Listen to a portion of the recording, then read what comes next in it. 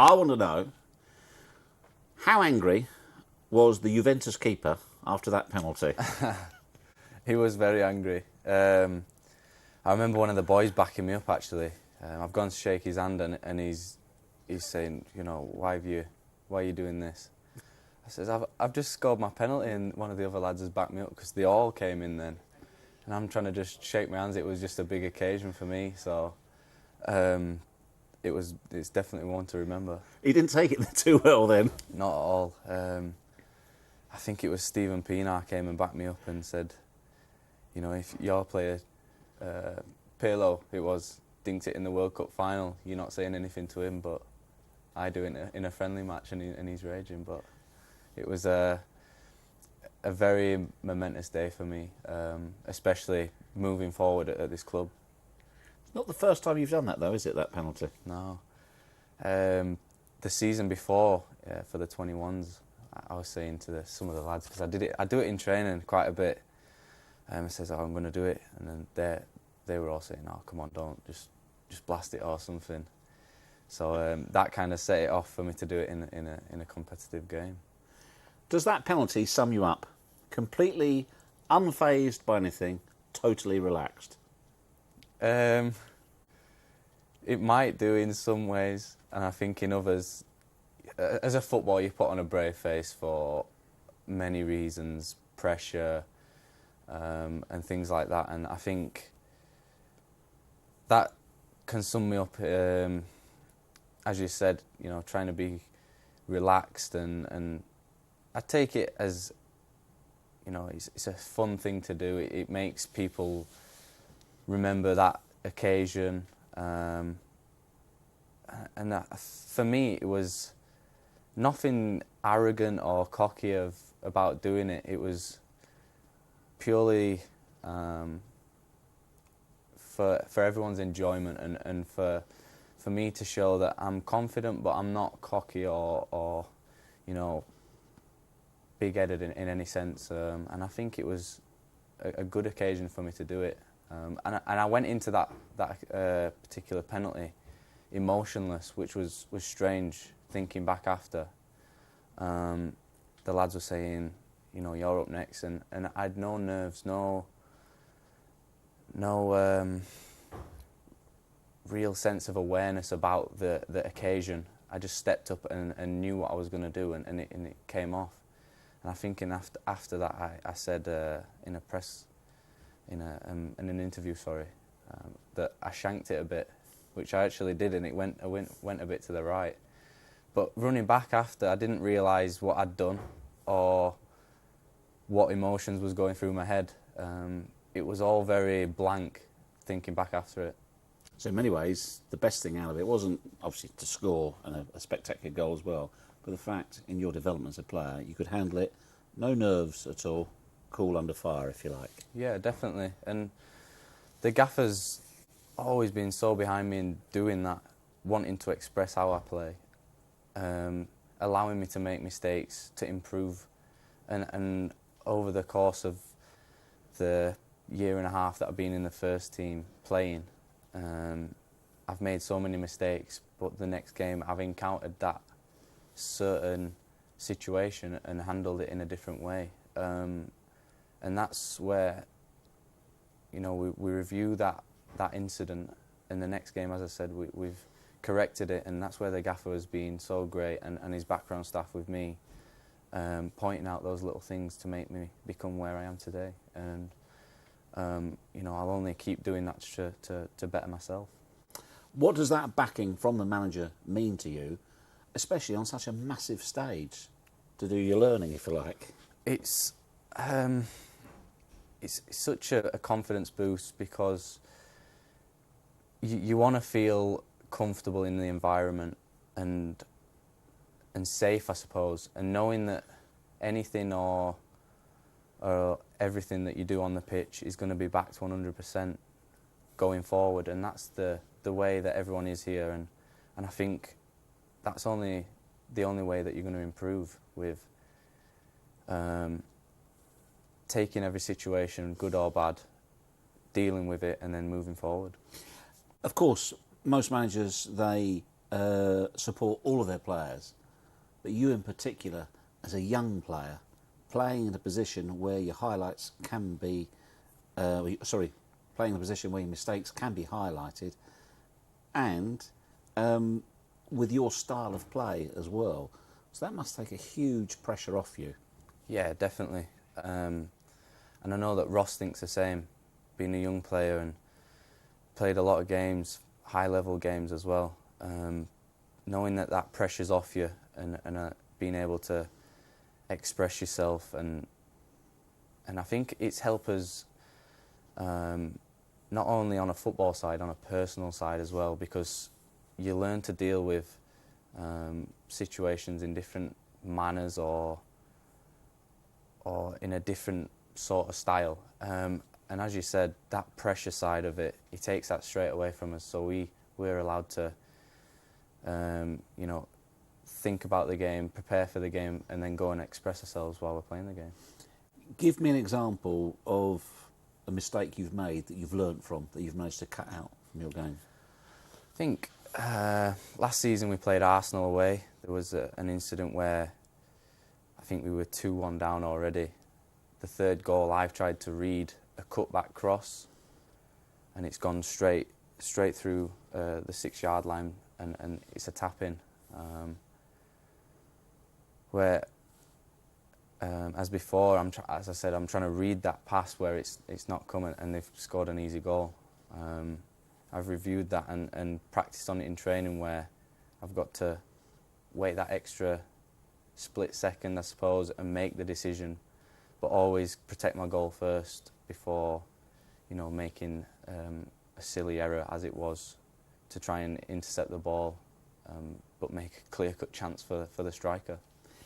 Is it easier for you to focus now playing just at centre-back as opposed to right-back, centre-back? I think it's great that I'm playing centre-half more regularly, and I'm really enjoying my time there, and I think that everyone knows that I was always going to be a centre-half. Until I started playing it more and more, I started to believe it as well.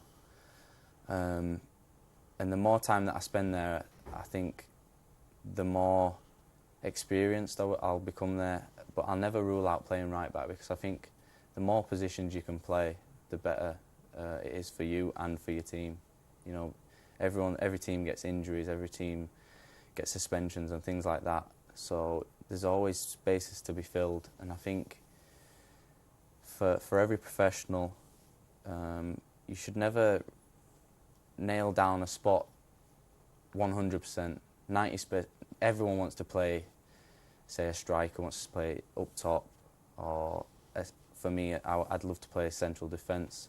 But I'll never rule out playing right back, because it's a great string to have to play there. Tell me about your partnership on and off the field with Phil Jagielka. Jags is, he's been great for me. Such a lively character, I'm sure you know. Always had his arm around me, good and bad times, which I can't thank him enough. And playing with him's just so easy to get on with, understanding-wise. And he's just such a mentor for me and for the younger lads around the club. He's got experience, he's got so much experience, you can't buy that, and I'm trying to take little bits from him every game and improve on my game, and I'm sure the more we play together, the better we'll be. You are somebody who's very, very comfortable on the ball, and you like to bring the ball out as well. Yeah. Have you always been like that as a player, and have all your previous managers encouraged you to do that? Where does that come from? It's come from when I was at Barnsley, my youth team. My youth team coaches were absolutely unbelievable with how we'd want to play out from the back. Similar to the gaffer here, very encouraging. Any mistakes, we'd deal with it and stuff like that. And it came from them. In our youth team, we'd play out from the back. We'd encourage stepping in with the ball and carrying on those runs. And I think I've just carried on from there, taking it to obviously to the first team in Barnsley and then to here. and it's just progressed from my youth team, I'd say. And luckily enough, I've had the managers that have wanted me to do that. Have you modelled yourself on anybody as a player, or is there a player, a centre-half, that you liked watching? I was just a big football fan, I'd say, when I was younger, growing up and watching football, and still am today. I never really modelled anyone and watched their game, but a lot of people have said Rio Ferdinand, and the more that I watched him when I was younger, the more I think, yeah, I do stuff like him. And obviously I watched a lot of games, and that shout's been said quite a bit with Rio. And I guess the more I'm learning, the more I'm learning when to do it and when not to drive with the ball and things like that. I've got to make good decisions, and I think that's the next step of my development. But you can only learn that through mistakes. But those, as we've said, are on such a massive platform. Definitely. And I think that's what makes me better. The bigger the stage, the bigger the occasion, I always love to rise to it and try and rise to it. Everyone loves playing in the big games and on the big stage, and it's a great place for me to do it here, under the manager, with the players around me. I'm just relishing every second of it. Now, you're not on social media, but I know you're aware of, after your mistake against West Ham, when you tried to bring the ball out, Gary Lineker said, fantastic to see a young English defender have the confidence to bring the ball out. Jamie Carragher, who obviously knows a bit about playing centre-half, said, nonsense, his fault, should have hoofed it. What did you make of that debate? Two sides to the story. No, I was definitely in the wrong there. As I said before, that the time there where I've got to choose when to do it and when not to do it, and that definitely wasn't the time to do it. Luckily, it didn't go in the net, and we can sit here today and say, I can move forward from that without making a big dent, I suppose. But it was good to see two high-class players saying, having a debate about these things, and everyone has their own opinion, and I tried to do what I do, is, drive out, I made that decision to do that, where I've got to realise the situation, and on another day it might have come off. On that day, it was the wrong decision for me to make. Just going back to Barnsley, how much do you think it helped you, the fact that you were playing league football at a young age, as opposed to being in a big club, going through their academy and waiting till you're possibly nearly 20-odd to make your first team debut? I think I would never, if I had the chance to change what I'd done growing up, I'd say no, I'd never change anything. I think how I did it and how I've come through the ranks is in my opinion, a great way to come in and get yourself into the football as a professional. There's a lot of players that play for top teams in the Premiership and maybe don't get that chance. They may have to get loaned out and things. And I think how I started at Barnsley was, the perfect platform for me. Playing regularly, gaining experience at a young level, and also learning the game in a tough league. It was a tough league at the time, the Championship. There's a lot of good teams in there that could play in the Premiership. So for me, for how I came about it, I think it was perfect. Was it more physical than the Premier League? Yeah, definitely. And I think that's why I played right back more. My stature wasn't built for a centre half in that league, purely because of, they say it's long ball, but I've got to disagree. I think they mix it up very well. The strikers are stronger, so they're going to play it into the front man. but it's a lot physical, very physical, a lot of hard-working players. There's a lot of quality, don't get me wrong. There's a lot of top quality players, as you see, they get bought from teams into the Premiership. But I think the physical side of it made me learn my trade at right back in that league. Going back to the physical side of it, here at Everton in the Premier League, who's been the toughest opponent you've faced so far? Oh, it's a tough one. I get that question asked a lot. There's a lot of top players that you play against.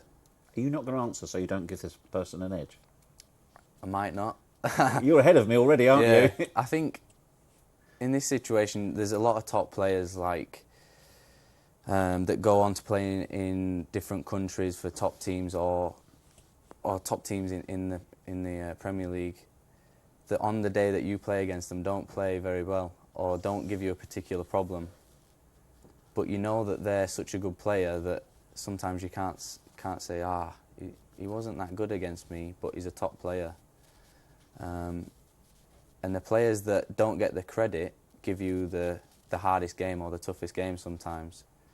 So I think putting a name on a player would be very tough for me to say, this guy is a top player but he didn't do it against me, or this guy did it against me but doesn't do it regularly enough. So I'd have to say that on any particular day, a player that you play against can do the business or can't. It doesn't matter who he is or what he's done in the past either.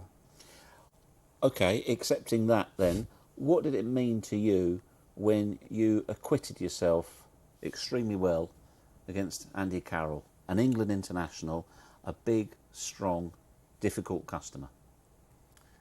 Andy's very good at what he does. And for any centre-half in the league, he's a handful.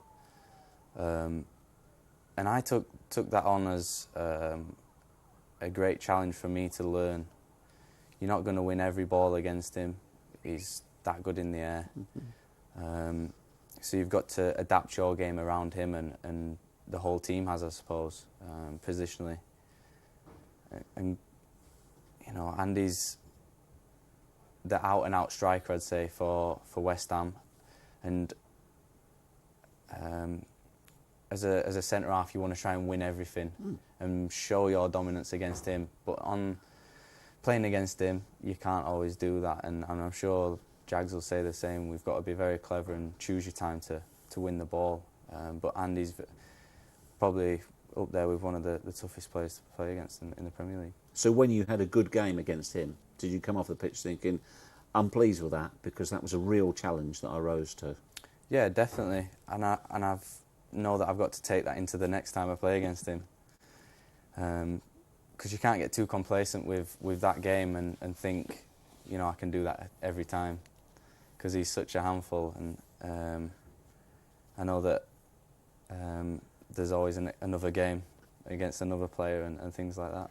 Because of your age, and because you still haven't completely filled out, do opposing forwards come and find you out, try and bully you, intimidate you?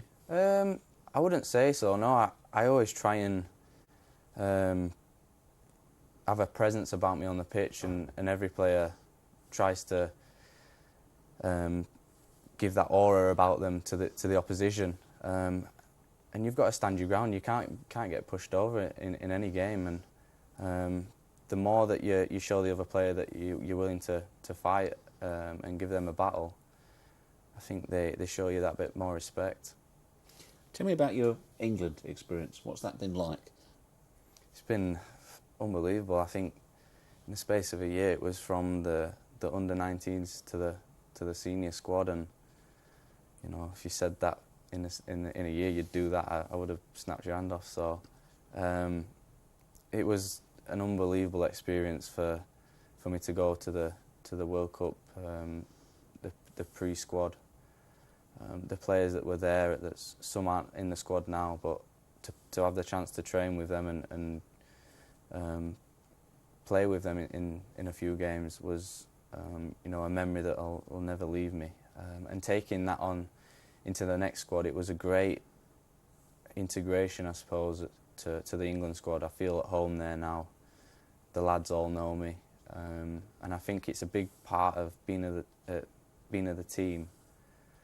You want to feel welcome and wanted there and accepted, and I definitely feel that now. How do you keep your feet on the ground with such phenomenal development in such a short space of time? You're playing regularly for your club, you're starting to play for England, you've even been spoken about as a future England captain. So how do you keep your feet on the ground? I think it's how my parents brought me up and the people I've always had around me. I've had great friends and family that have always been very humble and honest people that just want to enjoy what they do and get on with their day-to-day life. And I think you don't want to get too carried away with yourself. It takes you to a different place mentally.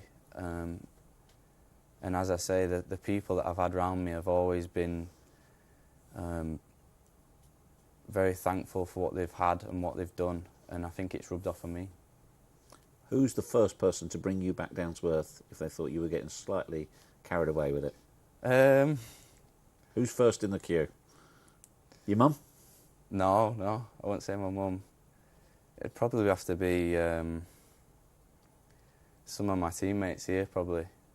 It's never happened, and I hope it doesn't. But I'd probably say some of the lads here, they're definitely 100% behind me, and they spot anything. If you're down, if you're overly happy, they'll put you in your place. So I'd say some of the boys in the dressing room. Played in the Championship, come to Everton, in the first team now, playing for England. What's next? A goal? I hope so. It's been a long time. It needs to be a goal. And probably another goal after that. But no, I think I'd love to score, and especially at home here at Goodison. But I think for a centre-half and any defender, you want to keep a clean sheet and go on and win a game from making a goal line block or something. Every defender wants to make a clean sheet and let the strikers go on and do their business. But for me personally, I want to keep playing here and keep playing well, rise up the table and hopefully get back in the England squad. After my injury, it was a long time to sit out of football, and gladly I'm back in the team and want to keep working hard to stay in the team. And as I said, hopefully next month can keep playing well enough to get back in the England squad. I know when you were out of the team, when you were injured, Roberto said, use the time wisely. Yeah. What did he mean by that, and what did you do to follow his advice? He meant educate myself watching the game. I can't be a part of it on the pitch, but I can educate watching teams, how teams play, how we play, and being a presence in the dressing room, always being around the lads, and don't lose that feeling of being in the group. I think that's massive for any player that's out of the squad or injured. And he wanted me to use the time wisely, watching as much football as I could, especially us. Home and away, I went to a few away games and watched how we played, and the gaffer was showing me how we'd play before the game. So I think that period that I had out was a great transition period for me to educate myself mentally and get a real feel for the game from a different perspective. You get to see the game higher up, and it seems so quick on the pitch, but watching it you see different things, and I definitely use that experience or that time out to its full advantage. Last question. Could you sum up to what extent are you living the dream? I think every footballer is living the dream. There's not a better job out there, especially for a young kid wanting to be a professional footballer, play for England, and to say I've done all those things. It just makes you hungry for more of the same. You want to be playing week in, week out, captain of your team, hopefully come on to captain your country, things like that. You've got to aspire to get to those things, and if you don't dream big, then you won't get there. So I think living the dream, I've got to live in the moment and enjoy it as much as I can, and hopefully it doesn't stop. I know I've got to work hard to stay in it, and hopefully I can do that.